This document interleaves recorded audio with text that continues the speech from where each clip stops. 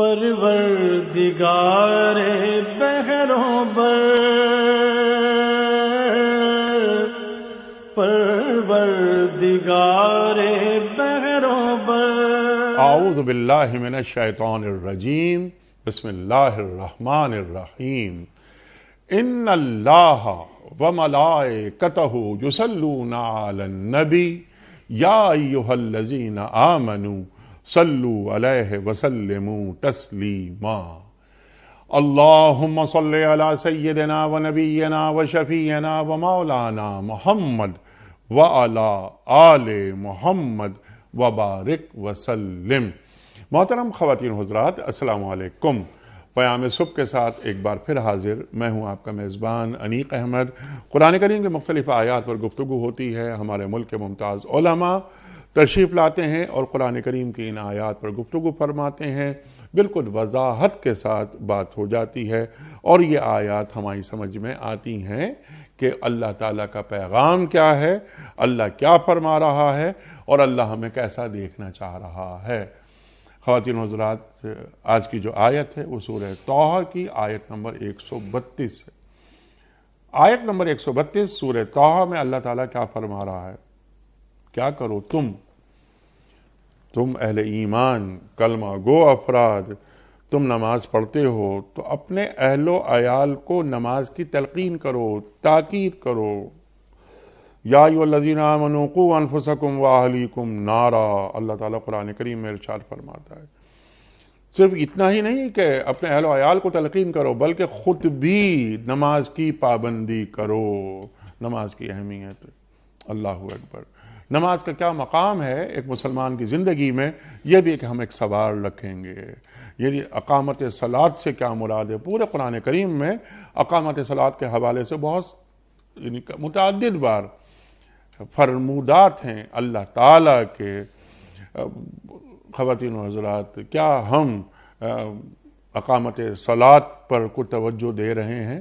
کیا ہمارے گھروں کا ماحول ایسا ہے کہ جہاں نماز کو اہمیت دی جاتی ہو جس طرح ہمارے ماضی میں دی جاتی تھی؟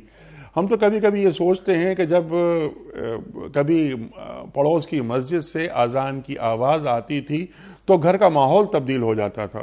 اذان کی آواز آئی اور خواتین دوپٹہ چادر سر کے اوپر رکھتی تھیں، اور گھر کے اندر یہ کہ اگر مسجد نہیں جا رہے تو گھر ہی میں جماعت کا اہتمام ہو رہا ہے، لیکن گھر کے اکثر لوگ مسجد جایا کرتے تھے۔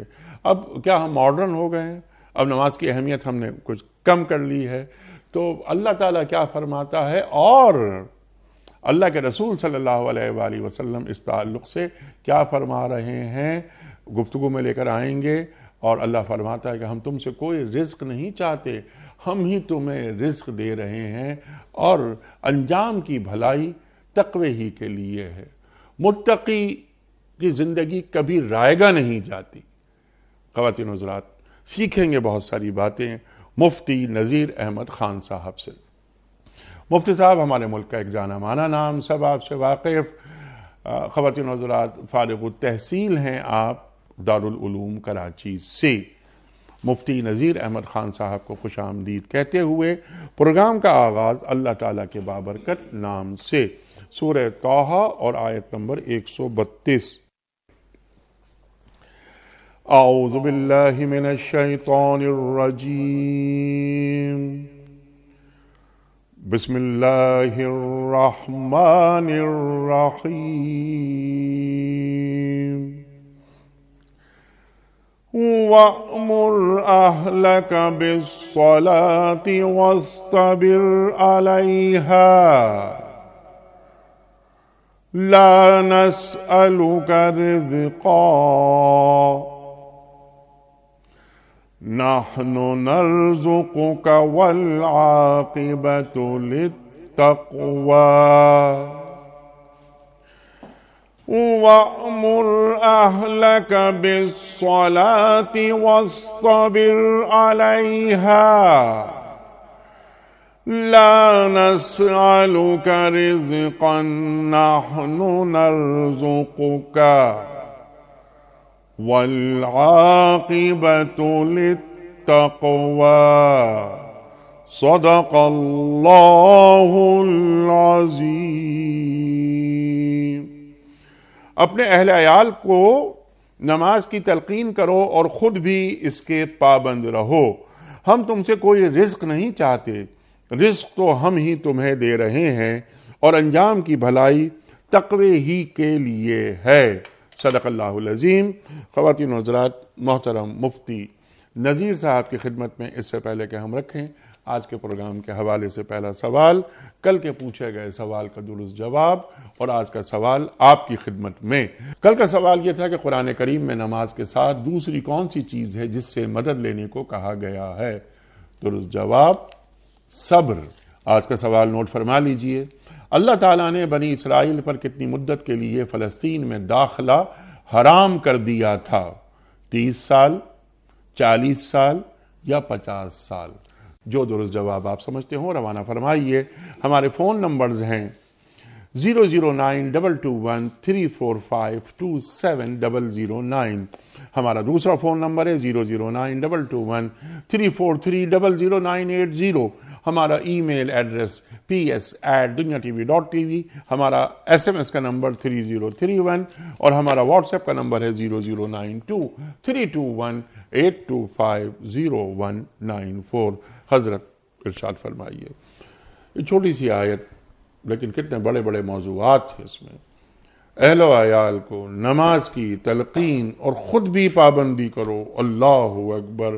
کیا اللہ فرما رہا ہے، اور نماز کا کیا مقام ہے ایک مسلمان کی زندگی میں؟ بسم اللہ الرحمن الرحیم۔ الفاظ ہیں وَأْمُرْ أَهْلَكَ بِالصَّلَاةِ۔ سبحان اللہ۔ اپنے گھر والوں کو نماز کی تلقین نہیں، نماز کا حکم اور آرڈر کرو۔ اور حکم جب دیا جاتا ہے نا، امر، جہاں میرا اختیار چلتا ہے، میرا اختیار وہاں چلتا ہے جہاں میرے ماتحت ہوتے ہیں، تو اپنے ماتحت کو صرف ترغیب نہیں دینا، صرف نصیحت نہیں کرنا، بلکہ انہیں نمازی بنانا، نماز کا پابند بنانا، یہ ایسی ہی ذمہ داری ہے جسے خود نماز پڑھنا تمہاری ذمہ داری ہے۔ سبحان اللہ۔ آگے لفظ ہے وَاسْطَبِرْ، یہ حافظ قرآن نے استعمال نہیں کیا۔ پابندی کرائیے، پابندی کیجئے۔ استبر حافظ عموماً آتا ہے قرآن میں، مداومت کا لفظ آتا ہے۔ استبر صبر سے ہے۔ ٹھیک۔ صبر کا مطلب ہے کہ حالات پہ صبر ہوتا ہے، تکلیفوں پہ صبر ہوتا ہے۔ باہر کے مسجد کے ماحول کو تبدیل کرنا بڑا آسان ہے، باہر کے کلاس اپنے شاگردوں کو دیندار بنانا، نمازی بنانا بڑا آسان ہے، لیکن اپنے گھر کو بدلنا اور اس ماحول گھر کے ماحول پہ دین کو غالب رکھنا ایک مشکل ترین کام ہے۔ سبحان اللہ۔ تو اس میں حالات آئیں گے، لیکن ان حالات پہ آپ صبر کیجئے، ان حالات کا سامنا کیجئے۔ اب ہوتا یہ کہ عموماً اگر گھر والے بچے، گھر والے نمازی بنیں گے، دیندار بنیں گے، تو ایک نفس پھر آگے رکاوٹ بنتا ہے۔ وہ جی نمازوں میں پھر اتنا وقت جائے گا، دینداری میں پھر اتنا وقت ہوگا، تو یہ بچے پڑھیں گے کب، یہ کمائیں گے کیا، یہ یوں تو دنیا کا تو نقصان ہوگا۔ تو اللہ تعالیٰ فرما رہے ہیں اب تم اس کو نہ دیکھو، لا نسألک رزق نحن نرزقک، اسباب اختیار کر کے تو تم روزی، اسباب جس طرح اختیار کر کے، اسباب کا اختیار کرنا جیسے اللہ کے خزانے سے، اللہ کے خزانوں سے روزی اور وسائل حاصل کرنا جیسے اسباب ذریعہ ہیں، اسی طرح اعمال بھی ذریعہ ہیں۔ سبحان اللہ۔ اور اعمال میں سب سے بڑا ذریعہ نماز ہے۔ ایک شخص دکان کی پابندی کر رہا ہے تو دکانداری، دکان کی پابندی جیسے روزی کا سبب ہے، اسی طرح نماز کی پابندی، دین کی پابندی، یہ بھی روزی کا سبب ہے۔ اسباب، راستے کھلتے ہیں، ٹھیک ہے، بند راستے، جو راستے کھلے ہوئے آپ تو انہی پہ جا رہے ہو، لیکن بہت سے راستے میں اپنے سامنے بند پاتا ہوں۔ یہ بند راستے کھلیں گے کس سے؟ اللہ کھولے گا۔ اور ان راستوں کو کھولنے کی جو چابی ہے نا، وہ نماز ہے۔ ٹھیک ہے، ٹھیک ہے، وہ کیا ہے؟ وہ نماز ہے۔ لہٰذا نمازی خود نہیں بننا بلکہ نمازی بنانا۔ سبحان اللہ۔ اور یہ نمازی بنانا صرف تیرا اختیاری معاملہ نہیں بلکہ تیرا فریضہ ہے، لازم ہے، واجب ہے، فرض ہے. خود نمازی نہیں بننا بلکہ نمازی بنانا. لہذا دیکھیں، ایک بحیثیت شہری کے ہمارے فرائض ہیں، ایک بحیثیت مسلمان کے ہمارے فرائض ہیں. نیک صاحب، بحیثیت شہری کے کسی ملک کے شہری ہوتے ہیں تو ہمارا فرض ہے قانون کی پابندی کرنا، پابندی کروانا یہ پولیس کا، فوج کا، ان کا کام ہے. لیکن بحیثیت مسلمان کے نا ہمارے دو فرائض، پابندی کرنا بھی، پابندی کرانا بھی. سبحان اللہ. اور پابندی کرانا، اس کے حوالے سے قرآن کریم نے سب سے زیادہ پتہ ہے کس کی تعریف کی؟ سب سے زیادہ کس کی تعریف؟ وہ ہے حضرت لقمان سلام علیہ. اللہ نے پوری سورت ان کے نام کی، اپنے ہمیشہ کے لیے اللہ نے ان کا نام اور ان کا تذکرہ اپنی کتاب میں، ابدی ازلی کتاب میں اللہ تعالیٰ نے ان کا تذکرہ محفوظ کر دیا. جی ہاں. تربیت انہوں نے، ان کا کام کیا ہے؟ کیا بڑی امت کوئی بڑا انقلاب لائے؟ اہلہ، اپنا اہل، اپنا ایک بیٹا، ایک بیٹے کی تربیت، ایک بیٹے کو دیندار بنایا، ایک بیٹے کو 100% اللہ کا بنایا. یہ ان کا کارنامہ ہے.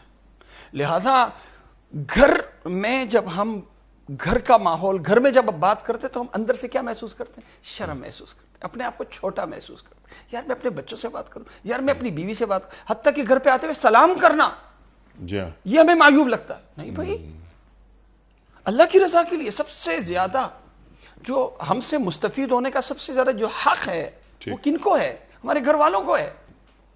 تب تربیت کی سب سے بڑی ذمہ داری، باہر تربیت کی ذمہ داری اختیاری ہے، یہاں لازمی ہے. میں دوسروں کے بچوں کو بدلوں، یہ اس سے کہیں بڑا فرض میرا کیا ہے؟ میں اپنے بچوں کو بدلوں. سبحان اللہ. اور بچوں کو کیا ہے؟ وَأْمُرْ أَهْلَكَ بِالصَّلَاةِ. لہذا امر ہے، دعوت نہیں ہے، نصیحت نہیں ہے، حکم ہے. اور حکم وہی ہوتا ہے جہاں پہ طاقت کا مطلب جہاں پہ انسان زبردستی کرتا ہے. اور زبردستی میں نے کیا کرنی؟ سختی کہاں کرنی ہے؟ سختی میں نے جس طرح بچہ اگر پڑھتا نہ ہو، اسکول نہ جاتا ہو، تو ہم سختی کرتے ہیں کہ نہیں کرتے؟ کرتے ہیں نا. اسکول کیوں نہیں جا رہا؟ سختی. وہاں پہ سختی کا کوئی نہیں پوچھتا. لیکن جب دین کے معاملے میں، تربیت کے معاملے میں، نماز کے معاملے میں ہم سختی کرتے ہیں، کہتے ہیں دین میں سختی نہیں ہے. بھائی تربیت اس کے بغیر کیسے ہوگی؟ تعلیم الگ ہے، تربیت الگ ہے. تربیت کی جو بنیاد ہے نا، بچے کی تربیت کی بنیاد، آپ ایک کام کر لیں آپ کے بچے کی تربیت ہو جائے گی. اور وہ کیا ہے؟ بچے کو نمازی بنا دیں، بس بچے کو مسجد کا بنا دیں. یہ نماز وہ انقلابی نیکی ہے، وہ انقلابی نیکی. جیسے بعض برائیاں ہیں انڈا دینے والی، بہت سی برائیاں وہ انڈے دیتی، وہ برائی اپنے تک محدود نہیں ہوتی، وہ برائی جہاں جاتی ہے وہ برائیاں پیدا کرتی. تو نماز جس زندگی میں آتی ہے، ایک وقت نہیں، مستقل طور پر جہاں نماز کو جگہ ملتی ہے کسی زندگی میں مستقل طور پر، تو یہ نماز کیا کرتی ہے؟ ان الصلاۃ تنہا عن الفحشاء والمنکر. آپ کے بچے کو یہ نماز روکے گی آوارگی سے، گمراہی سے، برے کردار، برے اخلاق اور برے اعمال سے. کب؟ جب آپ اپنے بچے کو اللہ کا بنائیں گے. جب اللہ کا بن گیا، یہ بچہ آپ کا بن گیا.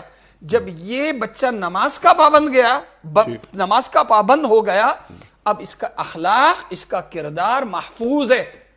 کوئی اس کو غلط راستے پہ چلانا بھی چاہے گا، اللہ تیرے بچے کی حفاظت کرے گا. اللہ تیرے بچے کو گمراہ نہیں ہونے دے گا، آوارہ نہیں ہونے دے گا.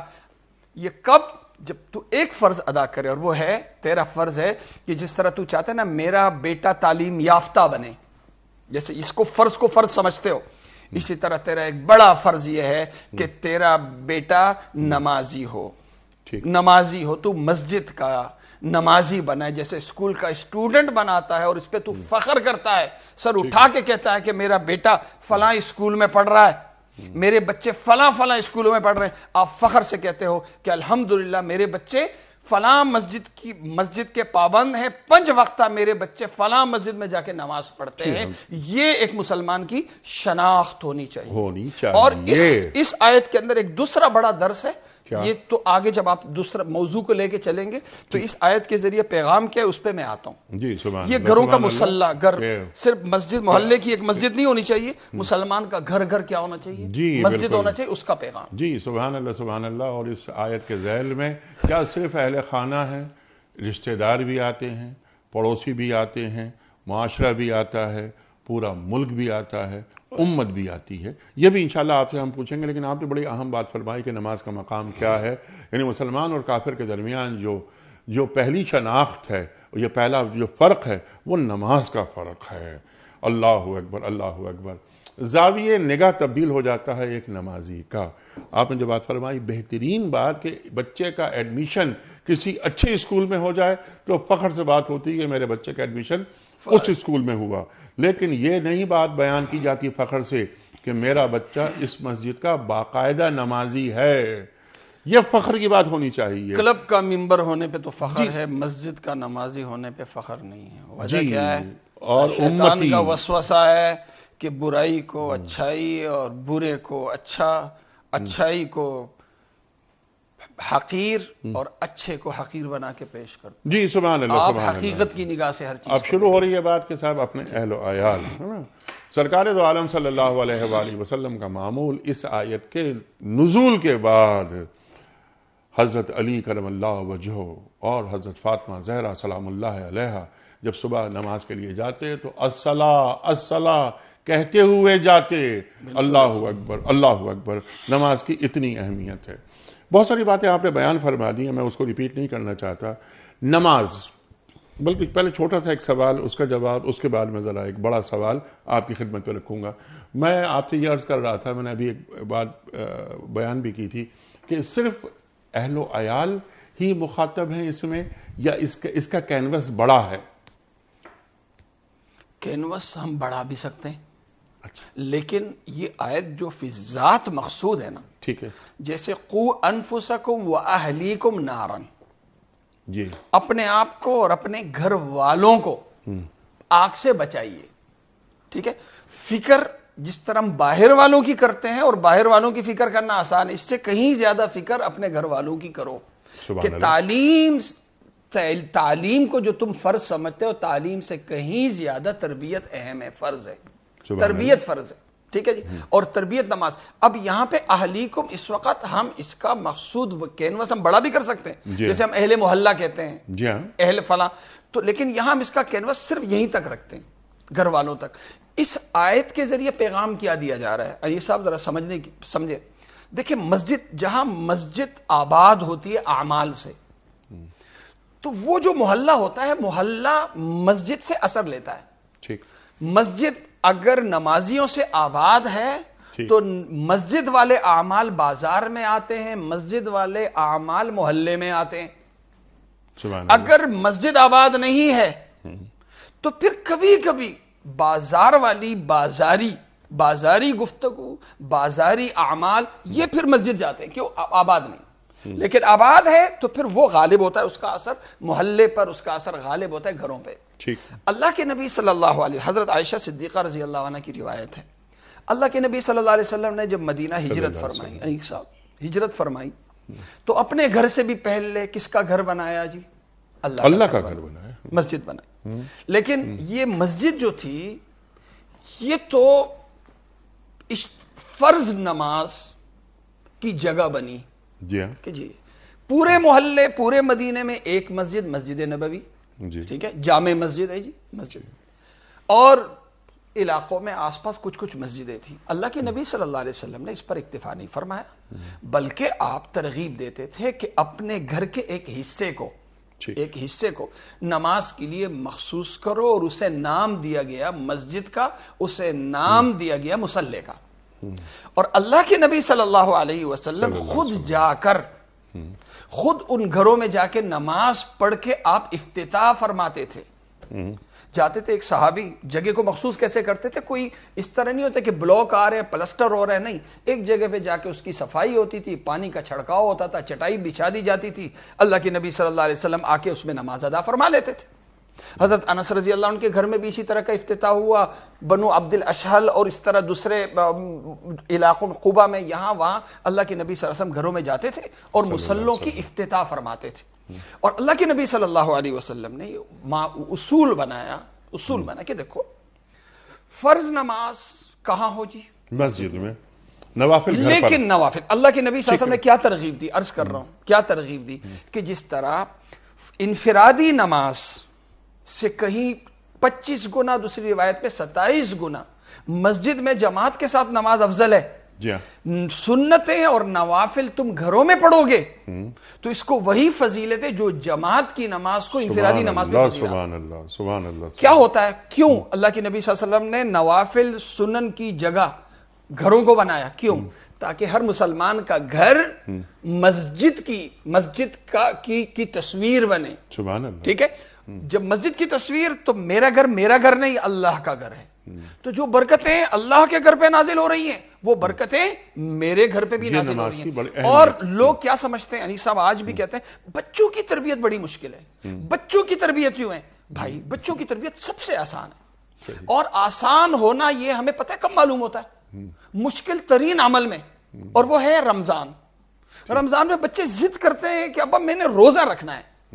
کہ سخت گرمی ہے، بچہ ضد کر رہا ہے میں نے روزہ رکھنا ہے. کیوں؟ وہ روزے والے اعمال کو مسجد میں نہیں، صرف مسجد میں نہیں گھر میں دیکھ رہا ہوتا ہے. سبحان اللہ. ہر مغرب کے وقت بچے کا کام کیا ہے؟ کاپی کرنا. اب گھر میں ٹی وی لگا ہوا ہے، وہاں پہ اگر وہاں پہ ناچ گانا ہو رہا ہے تو بچہ کاپی کرے گا. وہاں پہ ڈانس ہو رہا ہے تو بچہ کاپی کرے گا. اور اسی گھر میں دادا دادی نانا باپ یہ کیا کر رہے ہیں؟ اگر تلاوت کر رہے ہیں تو بچہ کیا کرے گا؟ تلاوت کو کاپی کرے گا. سبحان اللہ. نماز کو کاپی کرے گا. پھر جب نماز ابا نے گھر پہ پڑھی، دادا نے گھر پہ نماز پڑھی، اب وہ بچہ ضد کرے گا کہ ابا دادا میں نے آپ کے ساتھ مسجد جانا ہے. انگلی پکڑ کے وہ کہاں آئے گا؟ مسجد میں آئے گا. مسجد میں نماز پڑھی، مسجد میں نماز پڑھی، نماز پڑھنے کے اللہ کے نبی صلی اللہ علیہ وسلم نے فرمایا اب دوبارہ جاؤ. جی ہاں. اب بس یہاں پہ نہیں، اب افضل ترین جگہ گھر ہے، جا کے گھر میں جاؤ وہاں پہ دوبارہ نماز پڑھو. اور اللہ کے رسول صلی اللہ علیہ وآلہ وسلم کا ارشاد کہ جن گھروں میں نماز کا اہتمام نہیں ہوتا وہ قبرستان ہیں. اللہ اکبر. آپ تو یہ بات کر رہے ہیں آج ہمارے جو گھر ہیں، اگر گھر میں ٹی وی ہم نے رکھا ہوا ہے، ٹھیک ہے، ہم یہ نہیں کہتے ہیں آپ سے، پھر وہی والی بات ہو جائے گی کہ جی اتنے، ہم یہ کہتے ہیں ٹی وی کے ساتھ آپ ایک جگہ مصلی بھی بنا دو نا. ٹی وی رکھا ہوا ہے، وہاں پہ ادھر ادھر کی چیزیں ہو رہی ہیں، وہاں سے تو آپ لوگوں کی غیرت نہیں جاگتی کہ جو ننگا ڈانس ہو رہا ہے، پتہ نہیں کیا کیا پروگرام ہوتے ہیں، گندے ترین پروگرام. اس کے ساتھ آپ ایک طرف نا آپ نماز وہاں ذکر بھی کریں، تلاوت، تاکہ آپ کے بچے جیسے آپ کو ٹی وی دیکھتے ہوئے دیکھ رہے ہیں نا اور آپ کو کاپی کر رہے ہیں، یہی بچے آپ کو نماز پڑھتے ہوئے، ذکر کرتے ہوئے، تلاوت کرتے ہوئے بھی دیکھیں تاکہ ایک بیلنس آئے. اور یعنی برائی کو مقابلے پہ لاؤ نیکی کو مقابلے پہ لاؤ برائی کے. اور جب حق اور باطل کا مقابلہ ہوتا ہے تو شکست کس کو ہوتی ہے؟ ظاہر باطل کو ہوتی ہے. میں عرض کر رہا ہوں نفسانی ماحول، نفس اور خواہش نفس سے بھرپور ماحول ہے، اس کا توڑ نماز ہے. سبحان اللہ. آپ ایک نمازی جو نماز پڑھتا ہے تو اس کے اندر کچھ تبدیلیاں رونما ہوتی ہیں. کیا ہماری نمازیں ہمارے اندر کوئی تبدیلیاں لا رہی ہیں؟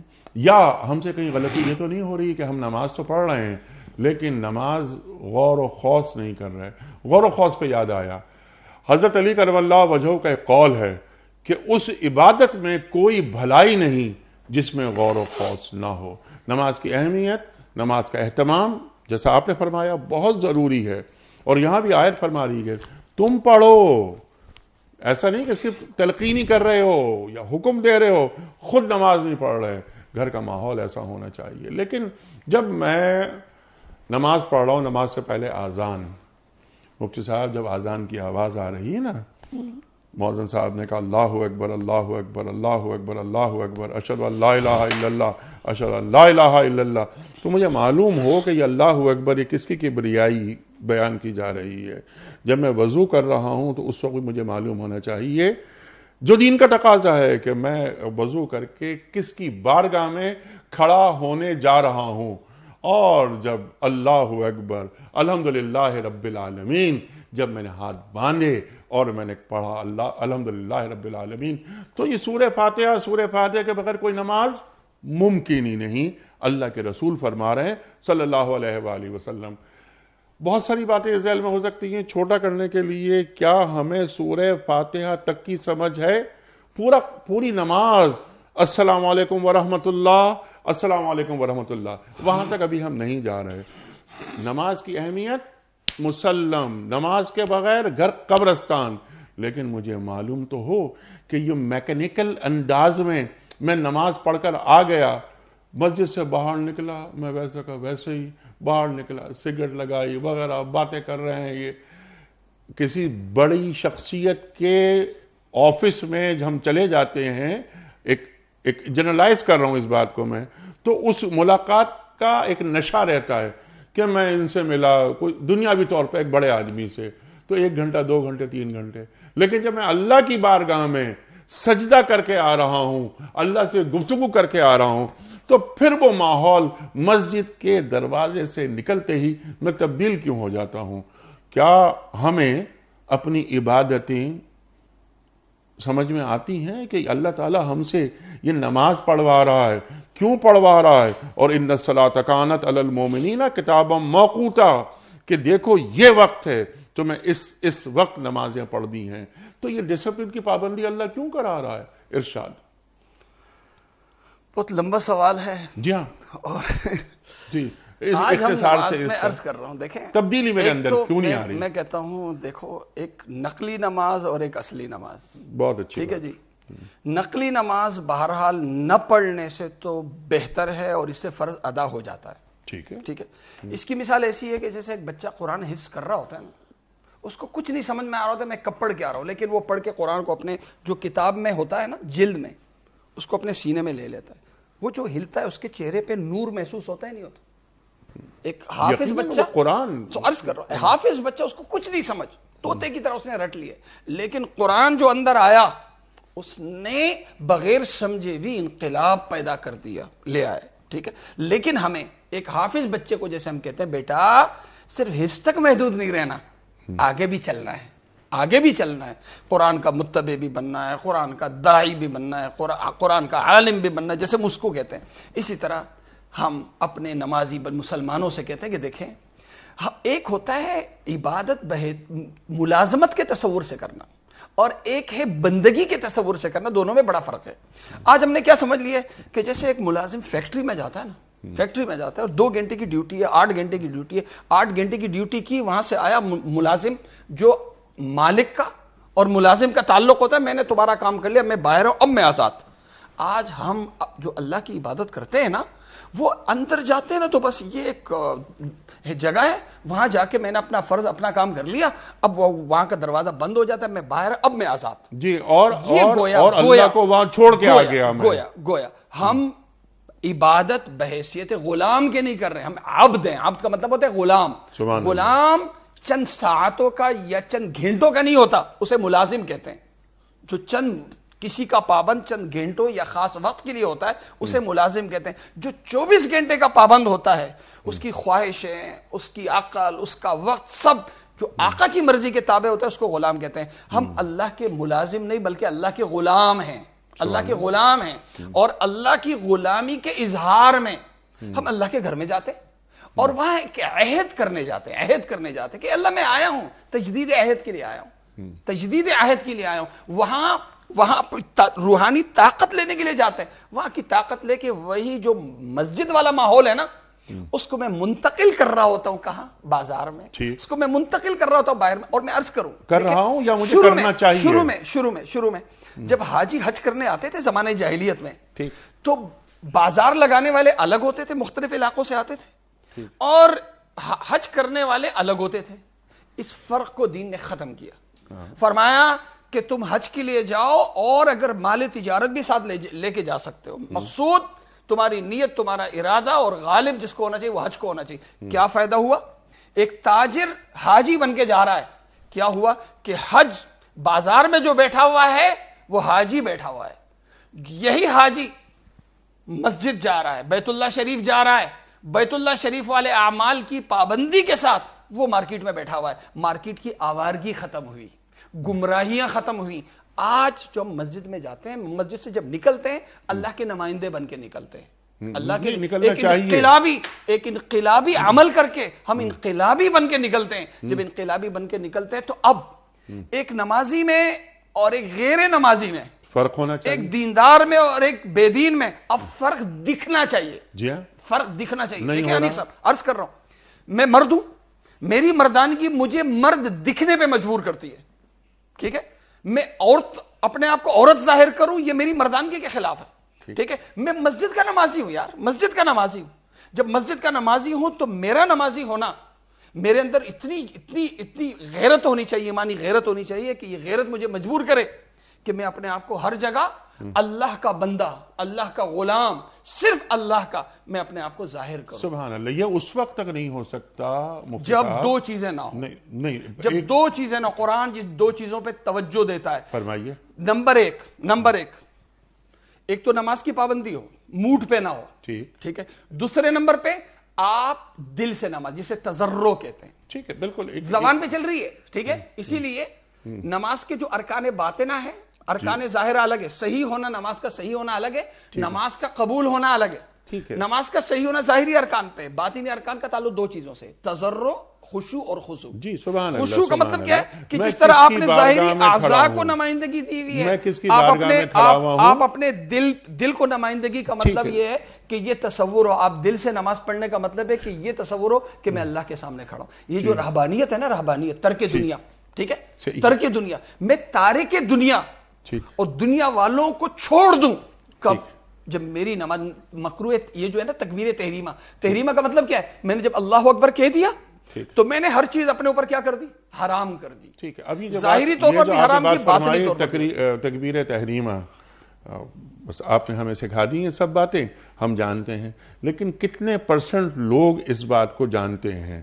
میرا سوال آپ کی خدمت میں یہ تھا، اور وہ اب بھی یہی ہے کہ آپ نے دو باتیں بیان فرمائیں کہ نماز کے لیے یہ دو باتیں ضروری ہیں. میرا سوال سمپل سا یہ ہے کہ جب تک مجھے نماز معلوم نہ ہو میں پڑھ کیا رہا ہوں.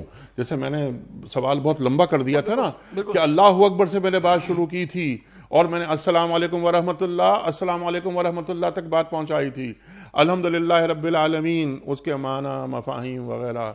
ہماری عبادتوں کے اثرات ہمارے معاشروں پر کیوں نہیں مرتب ہو رہے؟ بلکہ خود میری زندگی پہ کیوں نہیں مرتب ہوتے؟ اس لیے کہ جب میری زندگی پہ مرتب تب ہوتے ہیں. دیکھیں انیس صاحب، آپ کی بات کی میں تائید کر رہا ہوں، تائید کر رہا ہوں. میرے سامنے انگریزی میں ایک شخص تقریر کرتا ہے، اول سے آخر تک پوری تقریر کر لیتے، میرے پلے کچھ نہیں پڑتا. جی ہاں. تو میں کیا عمل کروں گا؟ مسئلہ یہ کہ اس وقت انگریزی سیکھنے پہ جتنا زور ہے اور فخر کے ساتھ سیکھتے ہیں، انگریزی ہماری ضرورت ہے، لیکن عربی یہ ہماری دینی ضرورت ہے. یعنی صاحب دینی ضرورت، اتنی عربی آنا کہ میں جو اعمال کر رہا ہوتا ہوں، جن میں میں الفاظ عربی کے ادا کر رہا ہوتا ہوں، کم سے کم وہ تو مجھے سمجھ میں آئے نا. لہذا میں اگر سبحانک اللہم پڑھوں گا، یا یعنی تکبیر تحریمہ سے لے کے سلام پھیرنے تک اگر مجھے ترجمہ آئے گا، جی ہاں، تو الحمدللہ میں کیا کر رہا ہوں، اہدنا الصراط المستقیم میں کیا کر رہا ہوں، تو ظاہر ہے جب سمجھ میں آئے گا تو دل متوجہ ہوگا نا. ٹھیک ہے. جب سمجھ میں ہی نہیں آئے گا، سمجھ میں کیا آنا مطلب، سمجھ کسے کہتے ہیں؟ سمجھ کا مطلب ہے کہ یہ میں نے سنا، تو جب سمجھوں گا تو ادھر جائے گی دل میں بات. جب سمجھوں گا نہیں تو نہ سمجھنے کا مطلب ہے کہ ادھر سے سنا ادھر سے نکلا. آج ہمارا یہ ہے کہ چونکہ عربی نہیں آتی، لہذا ہمیں یہ کرنا چاہیے کہ عربی کو اپنی دینی ضرورت، کیونکہ عربی ہمارے دین کا حصہ ہے. عربی سیکھے بغیر آپ دینداری میں یا دین میں کمال نہیں پیدا کر سکتے. آپ نماز کے نتائج اس وقت تک حاصل نہیں کر سکتے جب تک آپ نماز کو سمجھیں گے نہیں. لہذا میری درخواست کہ کم سے کم اچھا. اور یہ صرف ہمارا مسئلہ نہیں ہے انیق صاحب، یہ ہر مذہب کے ساتھ مسئلہ ہے. ہر مذہب کے ساتھ مسئلہ ہے کہ بغیر سمجھے، چاہے وہ ہندو، چاہے وہ عیسائی، کوئی بھی ہو، وہ جو بھی کہتے ہیں نا وہ صرف الفاظ کا رٹا ہوتا ہے، اندر ان کو سمجھ میں کچھ نہیں آ رہا ہوتا. آپ کسی ہندو سے کہیں نا جی بیٹا اپنا کلمہ سناؤ، وہ اپنی اس سنسکرت میں وہ کلمہ سنا دیں گے. ان سے پوچھو کہ ترجمہ کیا، ان بچوں کو بھی ترجمہ نہیں آتا. میں نے کئی بچوں سے پوچھا. ٹھیک ہے. اسی طرح ہمارے ساتھ یہ، ہمارے مسلمانوں کے ساتھ مسئلہ یہ کہ نماز پڑھ رہے ہیں، نماز کا ترجمہ نہیں آتا. تو والدین ظاہر ہے یہ عموماً یہ نماز کون سکھاتے ہیں؟ عموماً والدین سکھاتے ہیں. یہ نماز کون سکھاتے ہیں؟ یہ اسکولوں میں نماز سکھائی جاتی. اس کے ساتھ ہم ایک چیز کو لازم کریں، وہ یہ ہے کہ نماز کے ساتھ ہم ترجمے کو لازمی سکھائیں، چاہے گھروں میں ہو چاہے باہر ہو. اس طرح نماز سکھانے پہ زور ہے تو نماز کو ہم نامکمل سمجھیں ترجمے کے بغیر.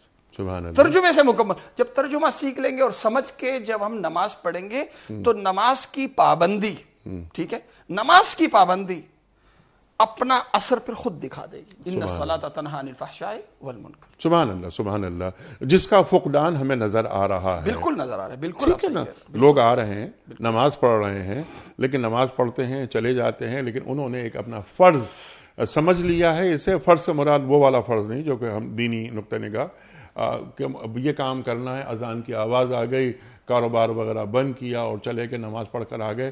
لیکن وہ اقبال کا شعر یاد آتا ہے کہ نماز و روزہ و قربانی و حج یہ سب باقی ہے تو باقی نہیں ہے. تو مولا علی نماز پڑھ رہے ہیں, تیر نکال لیا جاتا ہے, انہیں احساس ہی نہیں ہوتا کہ تیر نکال لیا گیا ان کے جسم سے جو ایک عرصے سے پیوست تھا ان کے جسم میں اور نکل نہیں پا رہا تھا. تو نماز, میری مخاطبت کس سے ہو رہی ہے, تو میرا زاویہ نظر تبدیل ہو جائے, زندگی گزارنے کا جو رنگ ڈھنگ ہے میرا وہ بدل جائے. کیوں نہیں بن پا رہا؟ جیسے آپ نے بات فرمائی عربی سیکھنا چاہیے. یہ ایک بہت بڑا کام ہو گیا. عربی سیکھیں, بہت اچھی بات ہے, سیکھنا چاہیے, لیکن نماز ضرور سیکھ لینی چاہیے. سبحان ربی الاعلیٰ, یعنی میں نے نماز سورہ فاتحہ پڑھی, سورہ فاتحہ کے بغیر کوئی نماز نہیں. قرآن کریم کے جو آیات پڑھ رہا ہوں یا 30ویں سپارے کے کچھ چھوٹی صورتیں, وہ مجھے معلوم تو ہو کہ میں کیا پڑھ رہا ہوں, اور اس کے بعد میں اللہ اکبر, سمع اللہ لمن حمیدہ, ربنا لک الحمد, یہ کیا کہہ رہا ہوں میں, اس کے معنی کیا ہیں, کون سن رہا ہے میری آواز کو, اللہ اکبر. تو یہ تمام باتیں ائمہ مساجد, آپ نے صحیح بات کی کہ والدین کا کام ہے. گھروں میں ہمیں نماز وغیرہ یہ قصص الانبیاء ہمیں گھر سے معلوم ہوئے تھے, اس کے بعد ہم نے آپ جیسے علماء سے سیکھی باتیں. تو پہلا کام تو گھر کا ہے, لیکن اگر گھر والے کسی وجہ سے دین کی تعلیم بچوں کو نہیں دے سکے تو ہر محلے میں مساجد موجود ہیں, کم از کم نماز سکھا دیں کہ نماز ہے کیا, تاکہ زاویہ نظر تبدیل ہو جائے. بالکل صحیح. ہر جہاں پہ قاعدہ قرآن پڑھایا جاتا ہے وہاں سیکھے. لیکن انیق صاحب, جو ہمارا وقت تھا نا, ہمارا وقت تھا, وہاں پہ مسجد میں جس طرح بڑی عمر کے لوگ آتے تھے نا, تو اسی کثرت کے ساتھ بچے بھی آتے تھے. بچے قرآن کہاں سیکھتے تھے؟ مسجد میں سیکھتے تھے. نماز قاعدہ کہاں سیکھتے تھے؟ مسجد میں. لیکن ابھی وہ تقریباً محلے کے اس وقت شاید مسجد میں 5% بھی بچے نہ آتے ہوں. یا تو گھر میں ٹیوشن سے قرآن پڑھاتے ہیں, وہ قاعدہ پڑھانے آ جاتے ہیں, اور وہ بھی کوئی 10 منٹ 15 منٹ آگے, اس پہ کوئی وہ نہیں ہوتا کہ اس نے پڑھایا کیا ہے, بس کام چل رہا ہے. اور دوسرے اس وقت جو 100% بچے جو ہیں نا وہ جاتے ہیں اسکولوں میں, اور اسکولوں میں یقیناً اسلامیات کا پیریڈ ہوتا ہے. تو بچے ظاہر ہے جو اسلامیات پڑھانے والے اساتذہ ہیں, جو اسکولوں کے منتظمین ہیں, ان کی خدمت میں بھی ہماری درخواست ہے. جو مساجد کی کمیٹی کے حضرات ہیں ان کی خدمت میں بھی, ائمہ حضرات کی خدمت میں بھی, والدین کی خدمت, سب کی خدمت میں ہماری درخواست ہے کہ دیکھیں, آپ کی اولاد یہ آپ کا مستقبل ہے, یہ آپ کی اولاد یہ آپ کی آخرت ہے, یہ آپ کی اولاد آپ کا صدقہ جاریہ ہے. یہ صدقہ جاریہ تبھی بنے گی آپ کی اولاد جب آپ انہیں پکا نمازی بنائیں گے. دیکھیں, اگر بچہ نمازی ہوگا نا, اور بچہ نیک صالح ہوگا, نمازی ہوگا, تو کیا فائدہ, مرنے کے بعد آپ کا بچہ جب نماز کا پابند ہوگا تو ہر 2 رکعت کے ختم پہ, ہر 4 رکعت کے ختم پہ, وہ سلام پھیرنے سے پہلے وہ اپنی نماز دعا پہ ختم کرے گا, آپ کے لیے دعا, ربنا اغفر لی ولوالدی وللمؤمنین یوم یقوم الحساب. جب وہ نماز کا پابند ہوگا, دین کا پابند ہوگا, تو وہ اللہ کی حفاظت میں ہوگا. جب وہ اللہ کا ہوگا, نماز کے ذریعے, دین کے ذریعے جب وہ اللہ کا ہوگا, تو وہ اللہ اور اللہ کے رسول کے بعد وہ آپ کا ہوگا. اور اولاد جس طرح صدقہ جاریہ والدین کے لیے, اسی طرح صدقہ جاریہ اساتذہ کے لیے بھی ہے, چاہے یہ اساتذہ اسکول کے ہوں, چاہے یہ اساتذہ مساجد کے ہوں, چاہے یہ اساتذہ محلے کے لوگ ہوں. سبحان اللہ سبحان اللہ, اس میں ہمارا ہی فائدہ ہے. اب فوراً اللہ تعالیٰ بیان فرما رہا ہے کہ رزق تو ہم ہی تمہیں دے رہے ہیں, تم سے رزق ہمیں نہیں چاہیے. اللہ اکبر, کتنا بڑا موضوع ہے یہ. ارشاد فرمائے اور کنکلوڈ کریں اس پروگرام کو. پھر اگلی بات جو اللہ تعالیٰ فرما رہا ہے, صرف یہاں نہیں, عاقبت تو یہ صرف ایک جگہ نہیں, یعنی صاحب متقیوں کے ساتھ ہے. متقیوں, یہ ایک جگہ نہیں, وہاں پہ نا وما خلقت الجن والانس الا لیعبدون. اسی طرح وہو یطعم ولا یطعم, وہ کھلاتا ہے, اسے کھلایا نہیں جاتا. جی ہاں, سبحان اللہ. جتنے بھی اس وقت جو خدا ہیں نا، جن کو ہم نے قبلہ بنایا ہوا ہے، جتنے بھی اللہ کے سوا، سب اپنے پلنے میں، اپنی بقا میں اپنے غلاموں کی کمائی کے محتاج ہیں، چاہے وہ حکومت ہو، چاہے وہ میرا اور آپ کا نفس ہو، چاہے وہ کوئی بھی ہو۔ حکومت اس وقت، حکومت اگر قائم ہے تو وہ ہمارے ٹیکسوں پہ قائم ہے، حکمران اگر قائم ہے تو ہمارے ٹیکسوں پہ، ہماری کمائی پہ قائم ہے۔ ہمارا نفس، کسی نے اپنے نفس کو خدا بنایا ہوا ہے تو یہ نفس اگر ہے تو یہ ہماری کمائی پہ ایک اللہ ہے، ایک اللہ ہے جو ہمیں کھلاتا ہے، ہم سے کھاتا نہیں، جو ہمارے لیے روزی کے دروازے، برکتیں کھولتا ہے، دروازے کھولتا ہے۔ جب ہم نافرمان ہوں تو دروازے کھولتا ہے، لیکن جب ہم دیندار ہوں تو وہ برکتوں کے دروازے کھولتا ہے، برکتوں کے دروازے کھولتا ہے۔ اور اللہ تعالی ہمیں بھوکا، فقر و افلاس سے بچاتا ہے جب پابندی کے ساتھ ہم اللہ کے دین کے پابند ہوتے ہیں۔ سبحان اللہ۔ اچھا مفتی صاحب، یہ بھی ہم آپ سے سیکھنا چاہ رہے ہیں کہ یہاں اللہ نماز کی پابندی، اہل و عیال وغیرہ، خود بھی پابندی کرو، پھر اللہ فوراً یہ بات کیوں کہہ رہا ہے کہ ہم تم سے رزق نہیں چاہتے، ہم ہی تمہیں رزق دے رہے ہیں؟ کہ کہیں یہ وجہ تو نہیں کہ تم نماز پڑھنے کے لیے جب جاتے ہو، اٹھتے ہو، اور تمہاری جو معاشی جو مصروفیات ہوتی ہیں، تم یہ سوچتے ہو کہ ارے بھائی میں یہاں سے 15-20 منٹ کے لیے جا رہا ہوں، اٹھ رہا ہوں، تو میری جو مال میرے پاس آ رہا ہے کہیں اس میں رکاوٹ نہ ہو جائے، کوئی کالز آ رہی ہیں، مجھے وہ کالز اٹینڈ کرنی ہے وغیرہ وغیرہ، میں دکان پہ بیٹھا ہوا ہوں۔ رزق کے لیے نا تو اللہ فوراً بیان کر رہا ہے ہمیں رزق نہیں چاہیے، ہم ہی تمہیں رزق دیتے ہیں۔ اللہ اکبر۔ تم صرف تقوی اختیار کرو اور عاقبت صرف متقیوں کے لیے ہے۔ ارشاد۔ جب آپ فرض چھوڑتے ہو، ٹھیک ہے، کسب الحلال فریضۃ بعد الفریض، حلال کمانا کیا ہے؟ فرض ہے، لیکن یہ فرض ایک فرض کے بعد ہے۔ جی ہاں۔ اس فرض سے مسجد والا فرض، نماز والا فرض متاثر نہیں ہونا چاہیے۔ جہاں آپ نے اللہ کا فرض متاثر کیا اپنی کمائی میں، جی، جیسے وَاسْأَلُهُمْ عَنِ الْقَرْيَةِ الَّتِي كَانَتْ حَاضِرَةَ الْبَحْرِ، کیا سمجھے؟ وہ یہ سمجھے کہ دین کی پابندی سے ہماری دنیا کا نقصان ہو رہا ہے، دنیا کا نقصان ہو رہا ہے۔ انجام کیا ہوا؟ نہیں صاحب، کمائی بہت آئی، جو پابند تھے وہ غریب ہو گئے، ٹھیک، جنہوں نے حلال حرام کی تمیز چھوڑی وہ امیر ترین ہو گئے۔ ٹھیک، لیکن انجام کیا ہوا گیا نا، وَالْعَاقِبَةُ لِلتَّقْوَىٰ، انجام کیا ہوا؟ اللہ اکبر۔ وہ بندر بنائے گئے، بعذاب بئیس، ایک سخت عذاب کے ساتھ ان کی گرفت ہوئی، اور ان کے پاس وسائل کم آئے لیکن برکت کے ساتھ آئے، حالات سے پاک وسائل میں، اور اللہ تعالیٰ نے ہر بڑی پریشانی میں ان کی مدد کی۔ سبحان اللہ۔ تو میں یہ چاہتا ہوں محفوظ زندگی، وسائل سے بھرپور بھی ہو اور محفوظ بھی ہو۔ وسائل سے بھرپور میری دکانداری ہے، ٹھیک ہے، میری زندگی وسائل سے بھرپور ہوتی ہے، دکانداری، لیکن حالات سے میری زندگی محفوظ نماز اور اعمال کے ذریعے ہوتی ہے۔ مجھے دو چیزیں چاہیے، میری حاجت بھی، حفاظت بھی۔ میری حاجتیں پوری ہوتی ہے میری دکان سے، لیکن مجھے حفاظت ملتی ہے مسجد والے اعمال سے۔ حفاظت دونوں میری بھی چیزیں، اور میری دکان کی بھی، دونوں کی حفاظت اللہ کرتا ہے، اللہ کرتا ہے۔ لہذا نماز پڑھتے ہوئے، اور عموماً امتحان ہوتا ہے، جیسے اصحاب السبت کا ہوا، جی ہاں، کہ امتحان ہوا کہ کبھی کبھی یہ ہوتا ہے گاہک نہیں آتا، لیکن یہ گاہک کب آتا ہے؟ اللہ بھیج دیتا ہے امتحان کے لیے۔ یہ آتا ہی تب ہے جب آپ نماز کے لیے، جب اذان ہو جاتی، اس وقت آپ ایک اعلان لگا دیں کہ جی نماز کے وقت یہ دکان بند ہوگی۔ جب آپ نماز کی پابندی کے جائیں گے نا، اور نماز والے اعمال اور نماز والے ذہن کے ساتھ آپ یہاں مسجد میں بیٹھیں گے۔ نماز والا ذہن کیا ہے؟ صدق اور امانت کے ساتھ آپ دکانداری کریں گے، صدق اور امانت کے ساتھ، سبحان اللہ، ٹھیک ہے۔ نماز والے ذہن کے ساتھ آپ دکان پہ بیٹھیں گے، آپ کا کیا پیدا ہوگا؟ آپ کے جو کلائنٹس ہیں نا، ان کو ایک چیز آپ ڈیلیور کریں گے، اور وہ ہے اعتماد، ٹرسٹ۔ سبحان اللہ، ٹرسٹ، سبحان اللہ۔ ایسا وہ آپ پہ ٹرسٹ کریں گے، اعتماد کریں گے، اور جو آپ کا اعتماد ہے نا وہ آپ کی جیت ہے۔ پھر آپ کم وقت دو گے، آپ کی دکان بند ہوگی، دوسری دکانیں کھلیں گی، لیکن وہ انتظار کریں گے کہ ہم نے خریداری اسی سے کرنی ہے۔ سبحان اللہ۔ یہاں کے کتنے کراچی میں میں نے دکاندار دیکھے، جی ہاں، اور ان کی دکانوں پر اتنا رش ہوتا ہے، وہ جب نماز کا وقت ہوتا ہے اپنی دکان بند کر دیتے ہیں، لیکن لوگ انتظار میں کیوں؟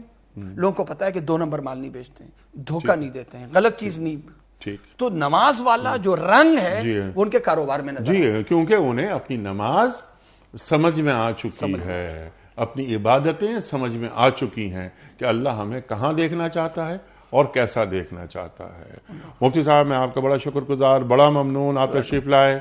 خواتین حضرات، سورہ طٰہٰ آیت نمبر 132 پر مفتی نذیر صاحب نے تفصیلی گفتگو فرمائی۔ اللہ تعالی ہمارے علماء کو سلامت رکھے، تشریف لاتے ہیں اور ہماری علمی کمی کو دور فرما دیتے ہیں۔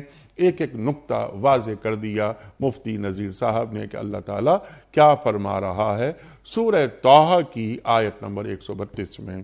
مفتی صاحب ایک بار پھر ہم آپ کے شکر گزار۔ وقت کا مکمل ہوا خواتین حضرات ہمارے آج کے پروگرام کا کوئز۔ کل کا سوال ہمارا یہ تھا کہ قرآن کریم میں نماز کے ساتھ دوسری کون سی چیز ہے جس سے مدد لینے کو کہا گیا ہے؟ درست جواب صبر۔ آج کا سوال نوٹ فرما لیجئے۔ اللہ تعالیٰ نے بنی اسرائیل پر کتنی مدت کے لیے فلسطین میں داخلہ حرام کر دیا تھا؟ 30 سال کے لیے، 40 سال کے لیے یا 50 سال کے لیے؟ جو درست جواب آپ سمجھتے ہوں روانہ فرمائیے۔ ہمارے فون نمبرز ہیں 0092213452709۔ ہمارا دوسرا فون نمبر ہے 0092213430090۔ ہمارا ای میل ایڈریس ps@duniatv.tv۔ ہمارا SMS کا نمبر 3031 اور ہمارا واٹس ایپ کا نمبر ہے 009232500194۔ حضرت ایک پرچی نکال کر اعلان فرما دیجئے۔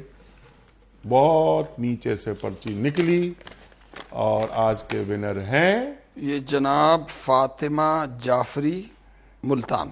فاطمہ جعفری صاحبہ ملتان سے آپ کی خدمت میں دنیا ٹی وی کی جانب سے دینی کتب پر مشتمل یہ تحفہ آپ کے گھر روانہ کیا جا رہا ہے بذریعہ کوریئر۔ آپ کو بہت بہت مبارک ہو۔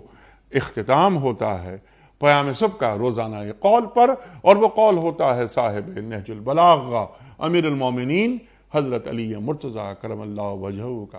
آپ فرماتے ہیں کہ جھوٹ بولنا اور خیانت کرنا شرفا کے اخلاق میں سے نہیں ہے۔ جھوٹ بولنا اور خیانت کرنا شرفا کے اخلاق میں سے نہیں ہے۔ سبحان اللہ سبحان اللہ۔ اپنے میزبان انیق احمد کو کل تک کے لیے اجازت دیجیے۔ خدا حافظ۔ پروردگار